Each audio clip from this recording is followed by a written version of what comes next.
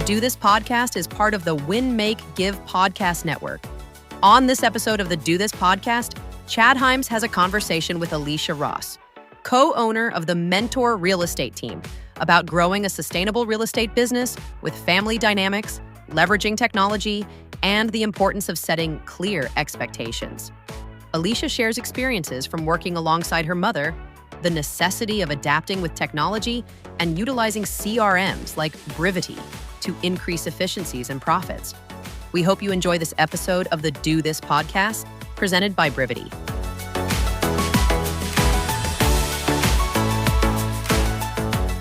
Hi, everybody. Chad Hyams here. We are here to do this. Bob Stewart's not joining us today. So you get me and you get some amazing conversation that I'm going to have with Alisha today. While Bob is off, who knows what he's doing? I know Ben Kinney stole them and they went somewhere. I got to imagine there's trading cards involved. Men become boys again when they hit a certain stage until they become men again. I have two boys, 10 and 11. I'm very aware of trading cards, trading nights. I have collections of Pokemon and baseball cards. I get it. Alisha, I have traveled the country, moved multiple times. I still have my baseball card collection in the closet. I recently pulled it out, took some pictures, sent it over to Kevin Kaufman, who does Cardboard Wars with Ben Kinney. Yep. They have a podcast.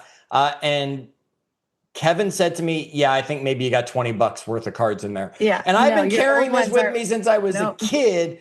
We did the same with my husband's cards. He was so excited to pull them out for my boys, and it was nothing. It was nothing. Now, my comic books, my dad threw away. There I had a fortune. I had early episodes of Spider-Man and X-Men and all this stuff. That is cool. Dad threw all those away, so they're in the garbage somewhere. We're not here to talk about my loss of income due to my dad purging my childhood.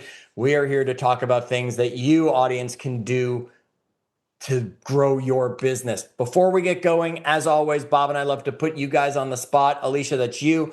Introduce yourself. Let them know who you are, where you are, how you, all that stuff, whatever you want to tell them about who they're going to hear from today. Real quick, my name's Alisha. I own Minteer Real Estate team here in Dallas-Fort Worth. I'm business partners with my mom. It's such a blessing and so much fun to get to build alongside of her. I got my real estate license at 19, so back in 2007 when the world was going through some hard times in real estate. And that was in Austin. I started my real estate career in Austin, and from there partnered with a really cool, most innovative real estate broker in the nation, won an Inman Award. So I got some awesome experience at a very young age. After we had our two boys in Austin, we decided we wanted to move back to DFW. And that's when this fun journey has taken off. And we're 10 years into it. So here we are. Okay, before we get into anything, you shared some amazing data with me before that I'm going to ask you to bring up. Yet I wanted to stop immediately. You work with your mom. Yeah. Let's take a few minutes and talk about working with a family member. There have to be some challenges, some rules that come along with it so that Thanksgiving is still enjoyable, yet business is business and it grows and all of that. Talk to us a little bit about working with a family member. And I'm going to challenge you in there. I don't know who's leading between the two of you. I don't know this answer. So it could be just mom's leading and she gets the final say. Because mom is senior to you. So, I mean, how do you lead your mom, or is mom the boss? She would say that I'm the boss, jokingly, but honestly, it's been an incredible blessing of how we've built a really great working relationship. At the office, she's Chris. At home, she's mom. And I think that started because I chose not to go into business with her right out of college. I chose to go and do my own thing, partner with a different real estate brokerage, build my own team, do it on my own. And she became more of a mentor to me. And we worked really well. Like I'd call her and she'd be able to mentor me through different things. When I moved up here and partnered with her team, it was very difficult walking into her team that had been established. She was featured she was one of the agents in the MREA, right? Like one of Gary's top peoples. She's built an incredible team, and we still have our operational team who have been with us 20 and 25 years. So I've had to go from joining the team and stepping back completely. I was running my own world, and I had to partner with her and start as a buyer's agent again, then transitioned to a listing agent and worked my way up to earn the ability to lead this incredible organization. In 2021-ish, we did a true partnership buyout agreement. So we understand the terms of how it worked for our family. And then from there, she is active, very active still in the business. She's a great mentor to our agents on our team. She kind of is the back end on the financials with me in partnership, but she allows me and our director of operations, who have been with us for 20 years, to really lead. I'm the one who gets to cast vision, set vision, and she wanted to make sure that as we were building, it was my vision for what I want over the next 20, 30 years, and that I wanted it. She didn't want to force anything on me. And it's a lot of fun. You mentioned a bunch of people that are still with you for long time. You Long said time. 20 years, yet some of them might be longer, some might be just below that. How many of your people have been with you long term, if you did a quick count? 50%, 75%, 10%? I mean, so on my operations team, our main, like the core of our business is, there she is. Tina, I would Mom. log out. That's Yes. she's in my account. She doesn't know it right now. Nope. We'll just kick her out. Tina, here. actually, she's 25 years in with us. She's incredible. She takes care of our clients. Hey, Tina, I'm going to have you turn off your camera, love. You're actually in the podcast watching with everybody because you logged into my account. Hi, Tina. Bye, Tina. But I'm actually talking about you too.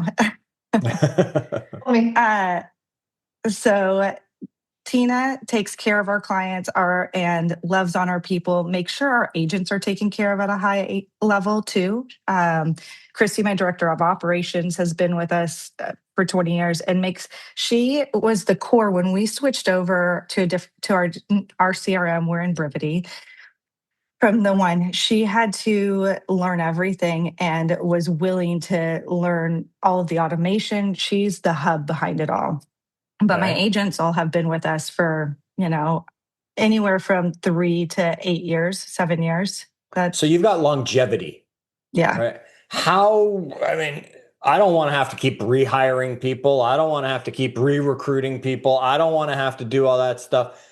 Give us the tips about having a team of longevity around us, because even an agent who just says, I'm just going to get a VA, the longer you keep them, the better they get, the more they know you, right? Or I'm going to just have a director of ops and it's just the two of us. Give us some tips towards longevity with your people. Why do they stay? I believe that if you know people you know what people's goals are at a high level, and why. I like to say it like this. People don't choose to get into this industry or go to work just because they are passionate about taking care of people. That is a huge piece of it. Like, we love to serve and we love to give back. But the reason we wake up every morning and we're not working at a nonprofit is because we need to earn an income for our family. And when we understand who people are at a deep level and what makes them work, and we partner alongside of them and understand what's happening in their world, they want to pour back into us. And that's just a huge piece of leadership and listening and being open to what else we can do to help them grow. I think one of the biggest lessons that I love to share with people that my mother did really good job at, and I have picked up on, is she made sure that our director of operations or client, that everybody got to sit in the same rooms as her, that she would bring them alongside the masterminds, that it wasn't her just learning everything, holding on to it and dictating and delegating everything. It was allowing others to make choices and make decisions.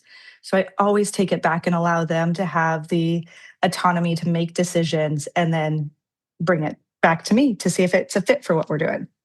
That's awesome. Folks, take that lesson, right? Just because you've earned a spot in the room Bring the people along who helped you earn the spot in the room, so they are getting in rooms they might not normally get into, and let them have some ownership. I mean, whether that's actual physical ownership of percentage-wise, or whether that's just ownership in creating the models, the systems, the things that are in place. That's a fantastic tip. All right, you shared with me data at the beginning, and this is a woman who knows her numbers, let me tell you, because you spewed off a sentence that was, getting all that data. Tell everybody what you told me at the beginning about your growth and the reason for it.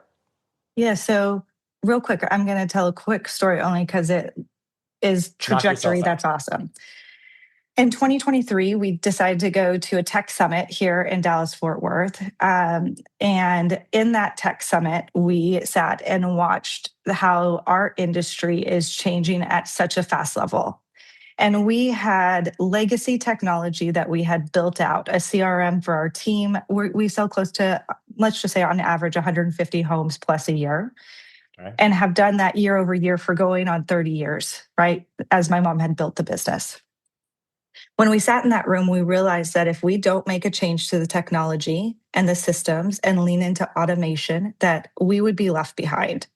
So we made a decision to go back and we interviewed different, went through the tech stuff and figured out that Brivity this is before any of our partnership changes. We chose Brivity because we saw that this technology and tools, if we leaned into it, could help us scale our business and grow, because it was constantly growing. It wasn't not changing. That was one of the big things. I love that you take feedback and you change. That was huge. And so in 2024, we made a massive decision to change brokerages after 25 years and make a partnership change and partner with Place, while already having been in Brevity for that year. And here's some interesting numbers. So I went back, I have somebody who is asking questions about all of this stuff and concerns about what it would do, how profitable is it, worth the change? And personally, from 2024, January to 2020 till June, January till June, each year, 2024 and 2026, I'm personally up 57% in net income to my family. My business partner's up 83%. And our team is up 94% in profit. Wow. So it can only be attributed to loving on and taking care of people. And the only reason we do any of the systems and automation and follow it is to take care and love on people, which then there's proof in the numbers. That's massive. I mean, everybody else would tell me, oh, market's slow, the market's down, business up. And you're telling me 57% net profit for you, your partner higher, and the team even higher than that. That's money just going right into your pocket, going right home to your family. Yeah. Damn. All right. So Brivity made a difference. Tell me, what's the one thing in Brivity that made the biggest difference for you and your team? I know. There's a list of things like that. What's the one? The scorecard. The one thing. Tell me more. Okay, so we have the opportunity to build out a scorecard to be able to watch monthly the changes of how many of my hots are taken care of, how many of our market reports, right? So we've been watching that. In the last year and a half, we really we have kind of been watching it, but not at a high level of using it completely. Okay. Earlier this year, we really leaned into it. We were like, okay, these scorecards, the day in the life, the working the database, we're going to work it. And it's been a phenomenal tool for us to see people raising their hands and having great conversations with them, because we have a system that easily tells us who in the morning do I need to wake up and talk to, instead of me sitting there trying to figure out what I should do today. So the scorecard. But I don't know that would be everybody on my team's response.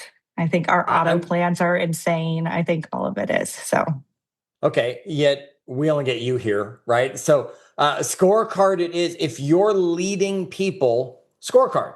If you are a solo agent, you can still track your scorecard, right? People go golf 100%. all the time and look at their scorecard on their own. Well, and I used to do it as I wasn't always on a team. I ran my own business, right? I was a solo agent and producer prior to joining my mother's business. And one of the things that I always knew from the very beginning is that I had to have clarity on my future income. Like if I'm 100% commissioned and everything's negotiable, I need to know that I have future income coming in for my family. And the Sure. only way I could do that was having an understanding of pipeline management, being able to track where my people are at in the process and who are raising their hands that I need to continue to follow up with, because fortune is in the follow up, not just in the hand raise, right? So those are pieces that what has allowed me to be sustainable and continue to produce and make six figures for 19 years is that. Okay. You mentioned others on your team might give us other answers. So one you threw out there was auto plans. What do you Mhm. see about the auto plans? What triggered that as the first thing members on your team might say, oh, it's the auto plans. That's the number one thing in Brivity. So, transparency, one of the big value adds that we wanted to lean into Brivity was that I feel very strongly that when somebody hires our team, they should have clarity on what value our team brings to them. And so using the seller reports, right? And the plans that by layering our auto plans in, we've been able to, instead of running all of our transactions off of a spreadsheet, there's no more spreadsheets, which was a hard shift. And everything's done now in a way that, one, we know where our clients are at in a transaction. We know no balls are being dropped. We know we are always adding and tweaking our auto plans. And we know that our clients are logging in and looking at it. Like even this week, our team was like, oh, I should add these notes and turn on the little eyeball for them to be able to see it, right? Because it's about value of the client understanding, especially in today's market where it's different. Some of my agents have never experienced shifts or sitting on the market or that kind of stuff. So these are the moments that we have to be able to have great conversations and setting expectations for our clients. And those auto plans, which lead to the seller reports. I mean, there's lots of different types of auto plans, but that's one of the big ones. Okay. You went to, if I go back a little bit, you went to a tech conference and realized we need to step up our technology and the systems with the way the world is going. I don't need to hear who else you met with, yet you looked at multiple CRMs. That's obvious. You don't sound to be the kind of woman who says, oh, well, that one came up first, so we'll just go with that one. You compared, what was it that really set? I mean, the scorecard might not have even been a thing back then. I'd have to think It back to wasn't. when you, right? Yeah, I don't think so. So what was it that made Brivity the product that you said, we're going to take our amazing business and go to super amazing by partnering with this product? I think there's lots, like there's tons of different wonderful ones out there. I think for us, we knew that other teams were also using this at a high level. So I interviewed other teams too. And it had a ton of the features. And I think there's the Brivity. What's the Brivity page where y'all like Facebook group, right? Yeah, I never remember the name of what our I Brivity can't group is. remember it either. But I'd get in there and I'd go and read all the feedback and like see that there was always the customer experience, like all of it, because I didn't want downtime or outages. Like there was just a lot of pieces, and Brivity just checked off all of those boxes. I will also add that we did not partner with Place we were exposed to Place in 2021. We actually coach with, I'm sorry, I'm going to space on what our Place coaching is outside of, we coach with them. Forward coaching. Right? Forward. Thank you. Yep. Drew would kill me there. I'll message Forward him when we get coaching. done. Yeah, you should. Forward coaching. So we coached with Debbie and forward coaching. And what I found is that it was just an open book of like sharing, constantly sharing different value. And I felt that same way with Brivity. Like there's auto plans that you can literally copy and paste out and share them with other people. Like that type of collaboration and willingness to share to help others was huge for what I was looking for when it came to partnership. Love that you say that because that segues us right into it. That sounds to me like another word for, sharing with others and helping others sounds like another word for leverage, right? Mm-hmm. Because you're sharing with them and now they can leverage what you're doing at such a high level. You could go out there and find some team larger than yours or whatever that had a model and a system and a auto plan that you could grab. You were using that as leverage as well as Brivity just taking care of this, that, and the other thing for you. Let's talk about leverage because you mentioned that before our call really briefly about the leverage you have in your business on all levels. Yeah. So a couple things. One, our team over the years we've been really thoughtful in on how we want to serve our clients and make sure they're taken care of, but also be able to live a life that gives us the time and space to be with family and friends. And as our team has grown and scaled, we've put more people into place, but then also more systems so that we can automate and systemize and have leverage. Leverage to me isn't just the technology, leverage is people. It's all of it working together that we're taking care of each other and using similar systems. And then personally, right now, we've built out an incredible leverage model within our team, but I personally have never hired somebody to work alongside of me in my business. And so I'm going through this little journey of trying to find a business partner who wants to like literally walk alongside of me because I still do probably 25 to 30% of most of the team's production personally. And I know that one of my pieces is that in order to build people and to help other people scale and give back to other people, I can't be out showing properties and doing all of the real estate pieces of it that are required. So that's part of the leverage we're building out. That's awesome, right? What's Mhm. the hardest thing about leverage? Letting go, right? Tell Like us a little more. I find I'm really good at it, but that's a learned skill over time, right? Okay. And it's because I trust the people that I'm in business and partnership with. I think leverage requires trust because you want people to be served at the same level that you would serve them. And so if you don't trust even your automation and your systems and tools, you don't lean in and use them.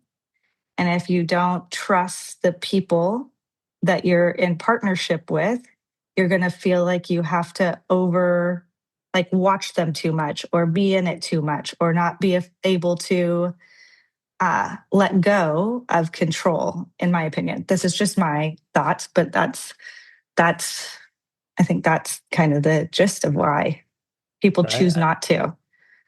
If people want to be more like you and have the business you have, you're allowed your opinion and they should be listening and learning from it. That's the point of this, right? Mm-hmm. You might not connect with every guest we're bringing you when Bob and I are pulling these together, yet you're definitely going to connect with some of them and you should be paying more attention to what they're saying. Yet they're all going to bring you something of value throughout the call because we don't just bring anybody onto this call.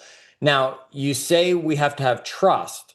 Do you also have systems documented at such a high level? Oh, Because I mean, we know, 10,000%. right? Everything McDonald's is. tells you how many pickles go on a burger so they can trust that the system's being followed.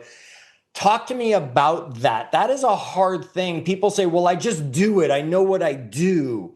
And you've gone the step farther and said, no, I know what I do and I've documented what I do so someone else could do it. Yeah, Talk I about I that. actually am I actually only for accountability purposes right now I am sharing my journey of all of this online too on Instagram because you have to go and document every step of the way for somebody to be able to step in and then you have to include them in all of it as you go. So what I find is that one, we already have such a significant everything's operationalized on how somebody onboards with our team, to how you write a contract, how we negotiate. One of the biggest things that I think value on how I win a lot of contracts is I call the agent before I even show a property if I know it's a hot one, because I'm building rapport and relationship with that agent. I show the property and I go out and I call the agent again and say, they love it. What do I need to know? Like those are small things that I do that I know win for my clients. And that's all documented so that when I partner with somebody, they see how I do it and they can start doing it similar, because it's going to be in alignment. You have to do it the same as me. And if you don't want to, that's fine. We don't have to be in partnership. Like that's okay too. Say that again. Yeah. Right? If there's not alignment, you don't have to partner with me. Right? I tell our team that all the time. Like, if you're not leaning into a team systems and tools and you don't understand the value, then don't be in partnership with them. But if you love it and you see the value and you enjoy the energy and the vibe, then be in partnership and lean in. But you don't get to just not lean in. Like, then go do it on your own. Why would you? Love it. Okay, I'm going to shift gears one more time on us here in the last few minutes. Don't tell me about a Brivity tool. Don't tell me about leverage being the answer to it. You've been doing this for many years. You know the ups, the downs, the ins and outs. You know things that are you. What is something that you and or your team do that's just a little bit different than everybody else and we should all learn from?